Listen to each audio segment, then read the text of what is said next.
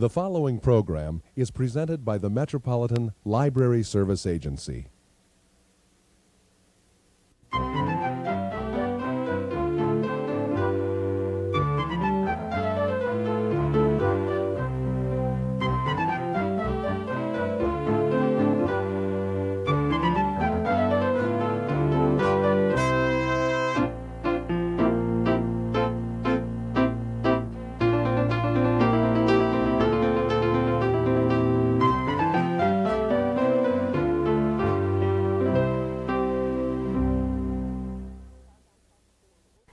Hello, welcome to All About Kids, a program focusing on the interests of children and young people and some of the issues affecting them. Public librarians today face an exciting challenge.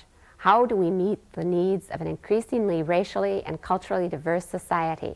Our guests today, Joanne Bondy, librarian at the Franklin Avenue branch of the Minneapolis Public Library, and Sanford Berman, head cataloger for the Hennepin County Library, have a variety of ideas on how to make the public library more accessible to people, how to make the public library a focal point in every community.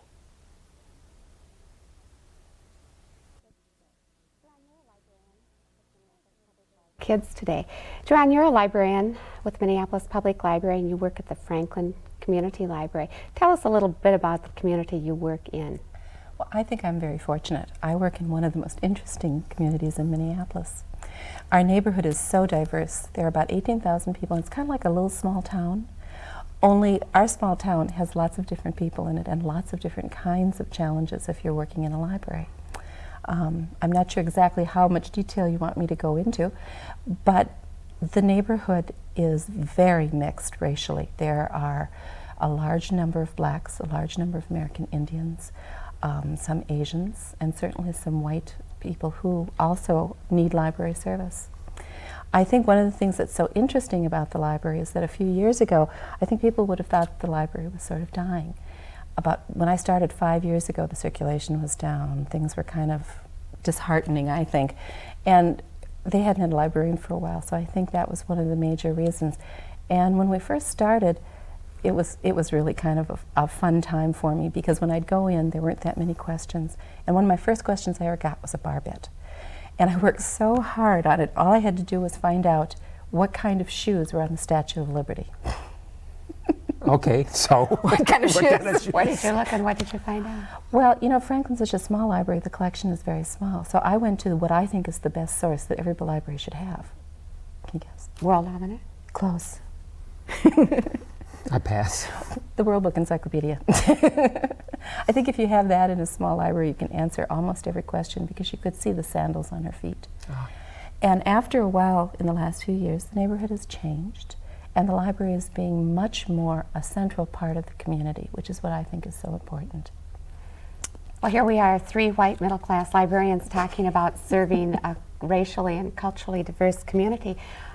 Did you have any difficulty fitting in? Do the people come? Do they ask questions? Do they see you as a real integral part of their lives? Well, I hope they do. I've worked in inner city libraries for about 9 years, and I think that really has helped me. Of all the things that I think I've learned in the last 5 years, probably the thing I've learned the most since I've been to Franklin is that you have to listen very carefully to what people want. And I think if you do that, then you really have a good handle on what kind of services you should be providing. And that's been a wonderful part. I think my favorite story was the first day I got, not the first day, but like I'd been there 6 months, and this lady came in and her little child was 2 years old, and he came up to the desk and he said, "I want to invite you for dinner." And I said, "Oh, have you asked your mother?" And his mother said, yes, she had, and so I went over for dinner. So the fact that I'm not black or American Indian has, you know, I think has been overcome because of the kind of commitment that you have to have in an inner city library to a neighborhood. You get involved in a lot of things that perhaps the traditional librarian would not be involved in. You get on advisory boards, you go to neighborhood meetings, you do the best you can to learn and understand what people want. And when that happens, it's a lot easier to provide the service they want. You're establishing the credibility and people trust you. And you're also doing what sometimes the library jargon calls co-production, the listening and the asking particularly, and particularly with respect to like ethnic or minority constituencies or communities, because very often it's maintained by some administrators that hey, these people, like Spanish speaking or the new Asian immigrants and refugees and all that, they just don't want to use libraries. There's nothing in it for them, and they'd prefer just to be in their own little ghettos or enclaves. But it's been shown, for instance, when actually tried in a Santa Barbara community through the public library on a special grant project, that approaching the constituency on an egalitarian basis, an open basis, asking them, what do you want from the library? And then, this gets into the jargon word, co-producing it between library and community, it works. And these people who had been dismissed offhandedly initially and earlier as non-library users and hopeless and illiterate and all that kind of thing became inveterate library users and very dynamic and very supportive of the whole system. I think that's one of the things that makes me angriest, is because oftentimes in the library history, we've told people what they wanted.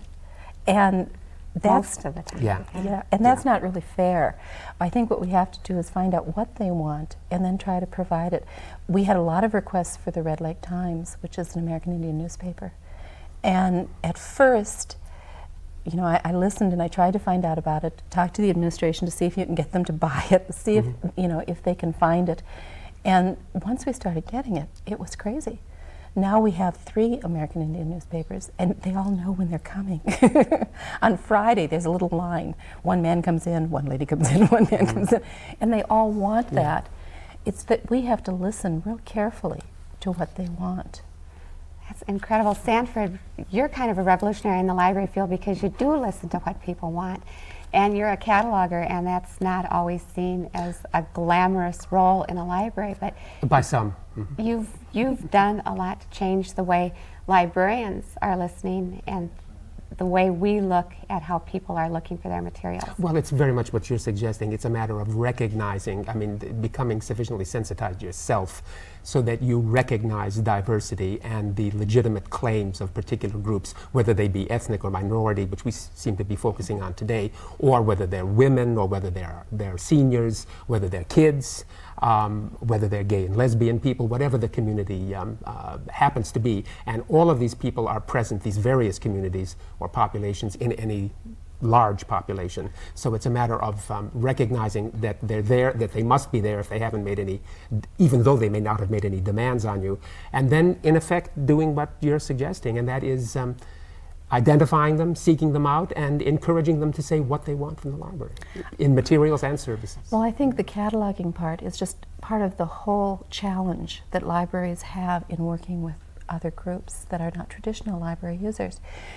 It's hard for us when we sit there and we put up big signs that say registration desk and that sort of thing. These are terms that people don't know. And it's particularly true if you have no or little experience with libraries. We've worked with some Asian communities and people who do not traditionally have library service. There's not a huge library service of American Indian reservations in this country. And so it's very difficult when they come from North or South Dakota and they're suddenly placed in Minneapolis with lots and lots of people to try to find what they want in a library once they get there, if they can find the building, and if the building doesn't scare them because it's so big and kind of frightening, I think. Well, I remember a couple of years ago when you told a group of children's librarians that you always do your story times out in the open, and you encourage parents and child care providers to watch you, and that was almost heresy because we always had the idea go into that closed room. And you have the idea of modeling for people who may not use books a lot with children. No, I wear a nightgown on bedtime stories, and I'm right in the middle of the library. And a lot of the men on the avenue who are just, hanging out, at first would come over and look at this flannel nightgown and me in a little hat, and they'd laugh. But sometimes they're watched. So I think it's really quite fun. We've also had picnics in the front yard. We do a variety of different things. Well, when parents are watching you use books in front of children and watching you sing songs, do music, do little craft projects, do you think it encourages them to try it at home? Yes, I do. And I think oftentimes we don't think about how we're using our books. Oftentimes we just read them. And we don't realize that books have an expansion into their lives. Today we talked about leaves. Now next week I'm expecting bouquets of leaves. Hopefully the kids can still find some. And that kind of thing, you know, where you make the book experience a real part of their life. Or giving some suggestions, like maybe this week we'd like to look at the color green. Look at all the things you've got in your world that's green or blue or yellow. And oftentimes I think we don't hear how well that's working. But sometimes the parents will come back and say, gee, my daughter spent all week looking at red. But there you are, a public librarian involved in an early childhood development program. And again, we're often seen as outside any kind of an educational system, but you're providing something for children who may not go to nursery school, for parents who may not have had any kind of formal parenting kinds of education. Where do you find your books? You're working with this diverse community. Do you use the regular picture books? Well, I like to use a lot of books, and I like to use the whole system. Cataloging doesn't matter that much to me. Oftentimes I use nonfiction books, like my favorite one is Ducks Don't Get Wet. Not my favorite, but it had the most wonderful response. I did Ducks Don't Get Wet, and I had a friend bring me duck feathers, and we did different stories and songs about ducks. And one of the punchline in the book is, Ducks Don't Get Wet. And so one day I was at the store, and this little child came up to me, and she kind of looked at me for a minute. She says, you know, ducks don't get wet. They do remember. Well, they do. And she was very excited about that. And that's why the cataloging is such an interesting part, I think, of library service, because you have to get the books in a place where people can actually use them. Yeah, that's part of the classification. Let me pursue the fixation for just a moment, since both of you have raised the cataloging issue, and let me ask whether you perceive it as a problem, particularly from like the ethnic, minority, multicultural standpoint, that too often, not maybe for you because you're familiar with, I would guess, with nearly everything in your particular juvenile collection, but that's not always the case, like with staffers who come off the adult desk in order to do time in juvie, or indeed for patrons who may just go directly to the catalog, who don't know the children's collection, and maybe go to the catalog because the children's librarian isn't available, or because they want to be independent, and this could be, you know, kids and parents or teachers as well. Anyway, my perception, because we see everything that comes through at in our cataloging section here at Hennepin, juvie as well as adult, my perception is that too often the cataloging, which is produced and used by everybody, but produced in Washington by the Library of Congress, while it's good in a lot of ways, very often does not recognize aspects like ethnicity and race and heritage, and reflect those or make those accessible through the catalog by virtue of assigning specific subject headings. Like, and just to give you a little example, and then what I really want is to hear whether you've noticed this kind of lack too. For instance, we just got a thing, I can't remember the name of it, but it was a bilingual book, and it was clearly about a boy, in fact they say so in the first couple of pages, who is Puerto Rican and living in an American city, okay? There was nothing in terms of the Library of Congress assigned subject tracings or access points that would show up in the catalog. Nothing for Puerto Rican anything. So we used Puerto Rican or Puerto Rican American boys dash fiction, so that anybody seeking material from that particular ethnic standpoint would be able to find that work through the catalog. And we do that regularly, but often find that Black, Latino, Puerto Rican, whatever, Asian, various kinds of Asian peoples are simply not reflected in the headings, even though they are clearly the subjects or the topics of the book. Well, it's my belief that being a children's librarian, that the catalog is useful and helpful as a jogging memory piece. But I think that most of the material we have to know. And I think that's a large part of our job, is to be totally familiar with the collection. Franklin has an advantage. It has only 23,000 books. I mean, you do have a tendency to know every book and what's in every one and how you can use it in very odd ways. Yeah. And I think that helps. But I do think that it's very difficult if someone comes in and looks at a whole row of books, and their children may be Black, and they sit there and they're looking for things with African Americans in it, and they can't find anything. That's why libraries have to have people who know the books and who are real outgoing and willing to go up to these people and say, any person, and say, did you find what you want?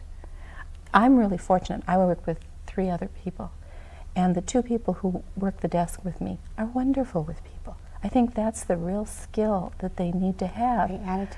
Absolutely. Out from behind the desk, dispel the stereotype. Sanford, you're involved in a publication called Interracial Books for Children, which makes a real effort to seek out and review books from a variety of cultures and backgrounds. There are a couple librarians. Donna Ray McCann from Iowa, I think, is on the editorial advisory board, and so am I, although we don't have much, I must confess, direct input, but we have been associated with it for a long time. And the virtue of this, and maybe this will get into another question that I wanted to pose if you hadn't got to it earlier,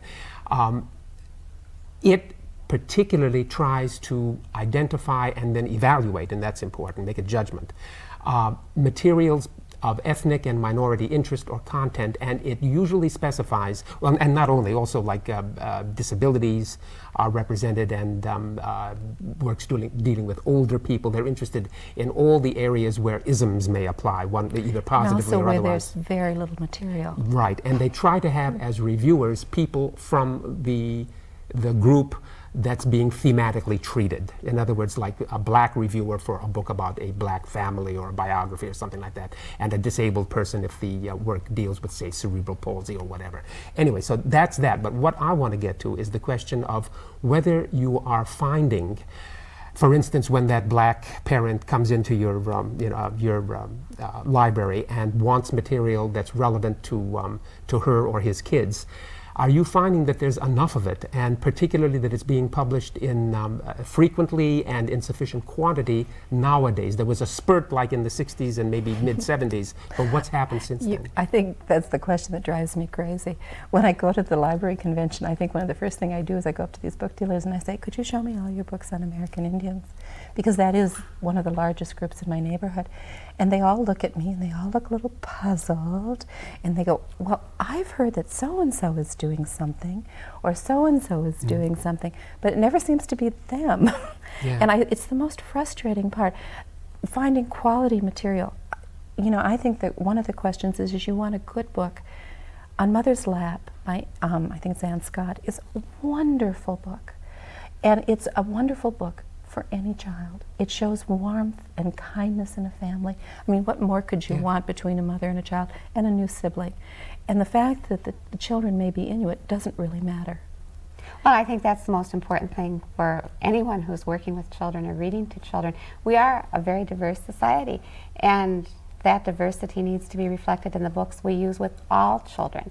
I've heard librarians say, well, I don't have any black kids in my story time, so I don't use any books with black characters. Well, let's do it just during Black History Month or American Indian Month. That's right. Or that's not helping develop any sense of how wonderful this diversity is. well, and I also think it doesn't prepare children very well for the real world when they're faced with it. They will meet children of different colors, different religions, different backgrounds, and I think story time or reading books can help children become aware of that. I think the most difficult part I have is finding books that I think are appropriate or do not fit some of the stereotypes that we really don't want to continue with. And I think some of the new things we've had, Books Without Bias, a fairly new book that describes American Indians and what to really look for. And that goes back to kind of the first question you asked me a long time ago. And that is, how do you know if you're representing your community well? And I think you have to educate yourself on things that would be of concern to them. During the holiday times, we don't celebrate Columbus Day or Thanksgiving in the same way that you might at another library. And you have to kind of be aware of books that will help you represent the difference in culture by using some of the material we have. I do use the Council on Interracial Freedom. That bulletin. To look at the reviews.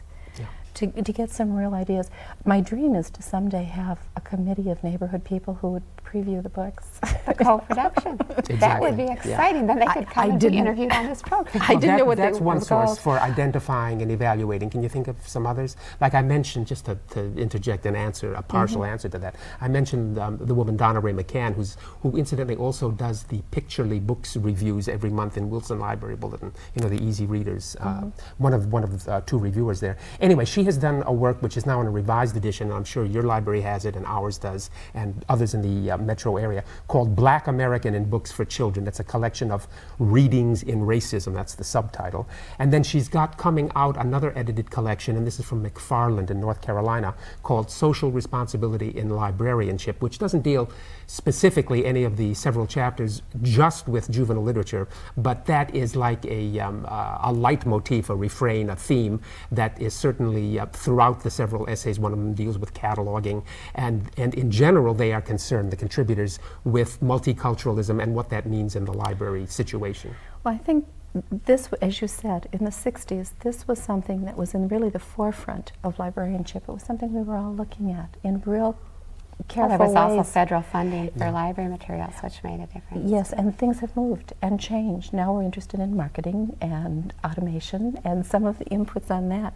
I think this has just as much relevance in today's world with the diversity in our cities as any of these other sorts of things. And I believe that we have to, as a profession, look very seriously at how we select our books to make sure that we find things that truly inspire us, I think, or I don't know how to explain it, but to make us feel that we can understand another culture.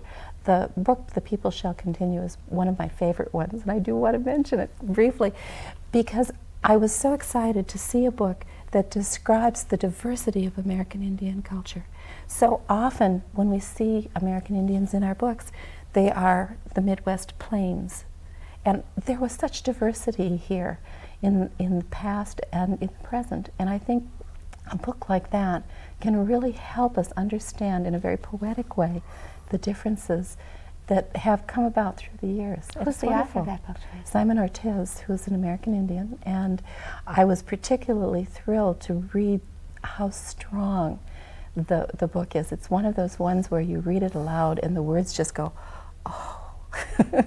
In fact, I read it to a group and I loved it. Columbus Day with respect to all this, and if I'm not mistaken, the next couple of years we're going to witness a massive Columbus commemoration, if I'm not mistaken, okay?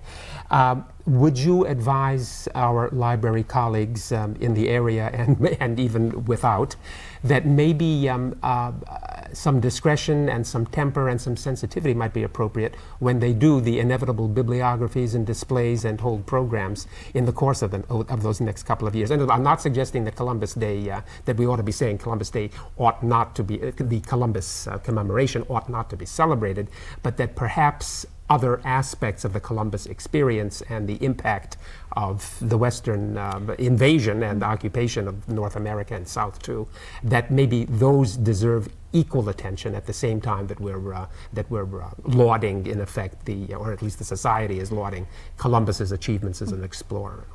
Well, I've worked on bibliographies before, and I think that's one of the things you have to always be aware of, is that you have to reflect more than just what is the actual event. And I certainly would think that there should be a section that recommends some reading about what life was like on this continent before Columbus came here, and that there were other explorers who happened to visit as well, and that he really wasn't the first one here. Right, and that his visit, like for instance to the islands in the Caribbean initially, was not altogether, in fact, it's an understatement, was not altogether salutary to the people who happened to live there. In fact, it was, I think it would be not an exaggeration to say it was cruel and brutal in the extreme. In fact, the Indian population, just where he visited, was decimated in the course of a very, very short time as a result of torture, of murder, and of kidnapping. And diseases. And diseases, that of course, they shared. Yeah. I think that's true, but I think it's also a time to reflect on the beauty of the culture and the wonderful heritage that we have and how diverse we really are. And I think we should, if we're going to be celebrating Columbus, we should celebrate what happened from the community that was there then, and that American Indians are still here. They are different, rather than thinking of them in the old way that we still think with feather bonnets somewhere. And I think we have to look at that as well as Columbus Day and what he did or didn't do. And ultimately, maybe it's not wrong to say that could be an occasion for promoting a certain degree, a greater degree of mutual respect among the newcomers, which we represent certainly, and the people who had been here earlier. Joanne and Sanford, thank you for being with us today. I think we could spend quite a bit more time talking about this. We'll have you back again. Thank you for being on All About Kids. Thank you for having me.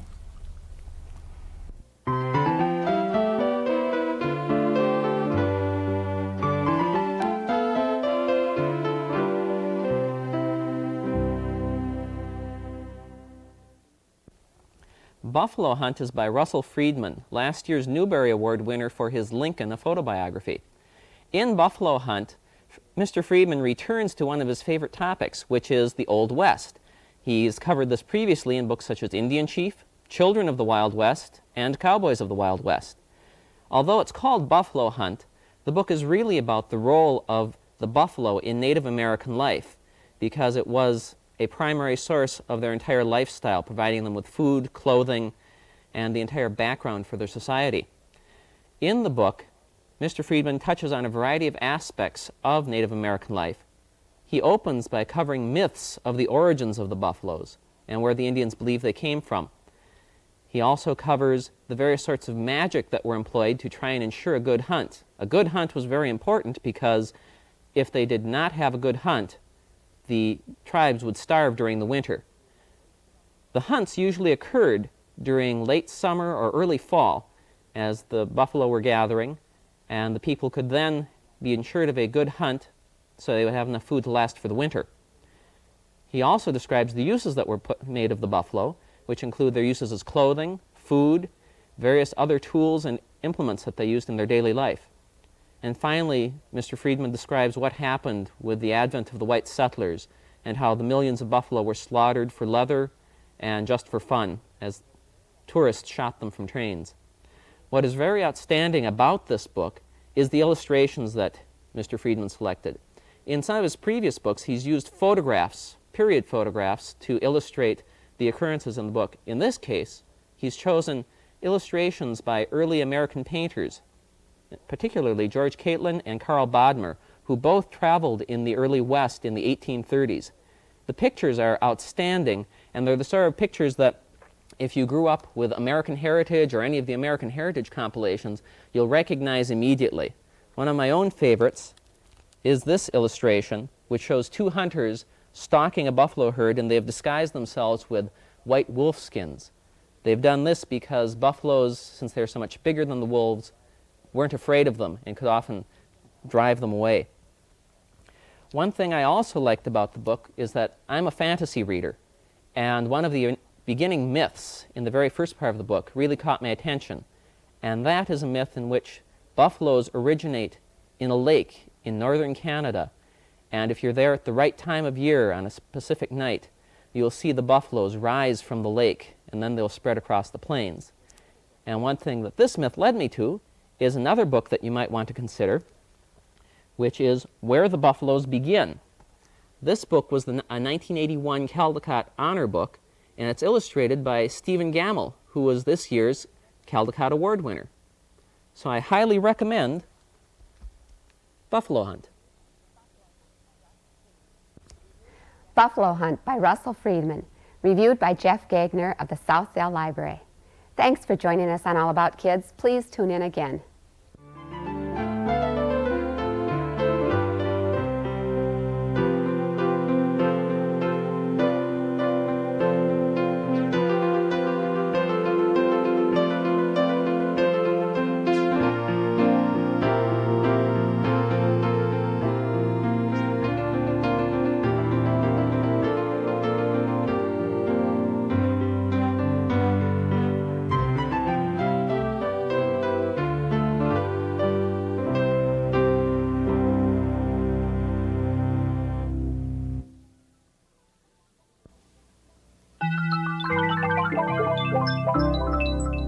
This has been a presentation of Hennepin County Library in conjunction with the Twin Cities Metropolitan Library Service Agency.